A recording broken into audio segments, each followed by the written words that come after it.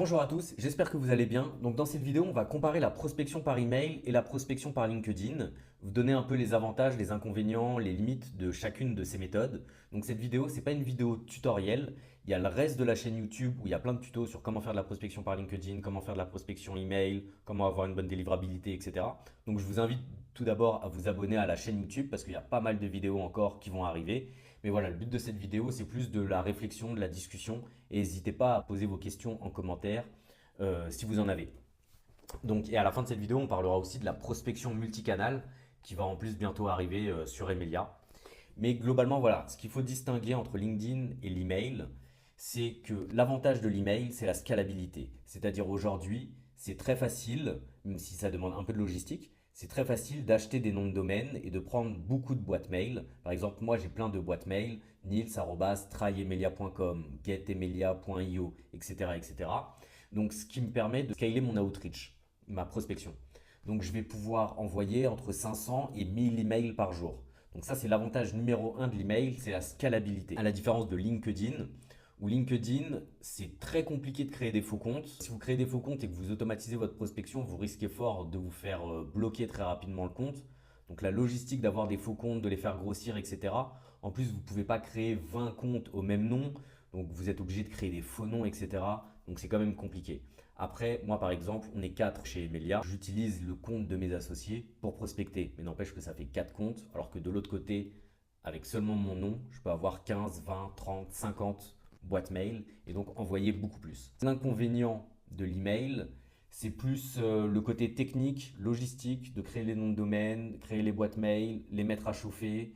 Voilà, il faut paramétrer ces boîtes mail. C'est pas très compliqué, il faut connaître les SPF, des KIM, des marques, etc. Il y a des vidéos sur ce sujet sur la chaîne YouTube. LinkedIn, l'avantage, c'est que c'est plus simple. Vous avez déjà un compte LinkedIn, il suffit juste d'aller sur emilia.io et vous pouvez déjà commencer par automatiser des séquences. Donc c'est plus simple, mais c'est moins scalable. Vous allez pouvoir envoyer que 20 à 30 messages par jour au maximum. Mais par contre, un des autres avantages de LinkedIn, c'est que vous allez avoir un plus haut taux de réponse. C'est-à-dire que les gens vont être beaucoup plus enclins à vous répondre sur LinkedIn, et même si votre message est un peu moins bien. Alors que quand on fait du cold email, l'art de bien écrire un email de prospection est beaucoup plus poussé. Il faut tester beaucoup plus de choses pour trouver le bon email qui se détache du lot. Parce que les professionnels reçoivent beaucoup d'emails alors qu'il y a moins de messages LinkedIn. Donc un message LinkedIn va avoir un plus haut taux de réponse même si le message n'est pas ouf. Mais en même temps, avec l'email, vous pouvez avoir 5, 10 boîtes mail et tester plein de messages différents jusqu'à trouver le bon.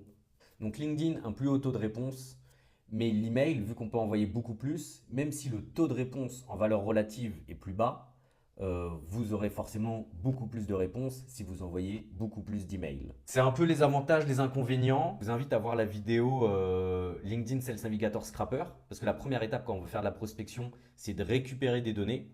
Et donc la source principale pour récupérer des données, c'est LinkedIn Sales Navigator, c'est de extraire des données de LinkedIn et ensuite de les enrichir en utilisant l'email finder qui est intégré dans Emilia. Et en fait, ce que moi je fais, c'est que je scrape des données, je trouve les adresses email, et en fait, ceux dont j'ai trouvé les adresses email, je les mets dans une campagne email, et ceux dont je n'ai pas trouvé les emails, eux, je les mets dans une campagne LinkedIn. Je ne fais pas de multicanal. Parce que voilà, pour en venir au multicanal, qui va bientôt arriver sur Emilia, pour moi, le multicanal, il est surtout quand on a un haut panier moyen, c'est-à-dire que ce que vous vendez est assez cher, et aussi quand on a un marché de niche dont le nombre de prospects est très faible. Donc le but, c'est de maximiser les chances que le prospect y réponde, et évidemment faire du multicanal, relancer sur du long terme, faire un premier message sur LinkedIn, s'il ne répond pas, faire un email, refaire une visite sur son profil, lui mettre un like, etc. Il y a de grandes chances qu'il finisse par répondre. Mais en fait, le problème du multicanal, c'est que globalement, on perd l'avantage de l'email. C'est-à-dire que l'email, il permet de scaler, comme je vous ai dit, d'envoyer beaucoup. Mais quand on fait du multicanal, on ralentit sa prospection email parce que la prospection LinkedIn est lente. C'est-à-dire que sur LinkedIn, vous allez pouvoir faire que 20 ou 30 ou 40 nouvelles invitations par jour. Et du coup, tant que ces invitations elles sont pas faites, parce que c'est souvent comme ça qu'on commence une campagne multicanal, tant que ces invitations elles sont pas faites, il n'y a pas encore de message envoyé. Donc en fait, la prospection multicanal, ça reste lent comme LinkedIn, alors qu'on fait de l'email. Donc moi, par exemple, chez Emilia, mon marché, il est très très grand. Mon panier moyen, il est pas très très bas. Ça commence à 19 euros les prix sur Emilia. Et après, ça peut monter. On a des clients qui payent 100, 200, 500, 1000 euros. Mais globalement, j'ai un panier moyen assez faible et mon marché est très très grand. Donc je préfère adresser le maximum de personnes le plus rapidement possible plutôt que moi de faire du multicanal et avoir des séquences qui vont être très très lentes. Mais évidemment, si ce que vous vendez c'est 10, 20 000, 30 000 euros et que votre marché il est petit, oui, vous pouvez faire du multicanal.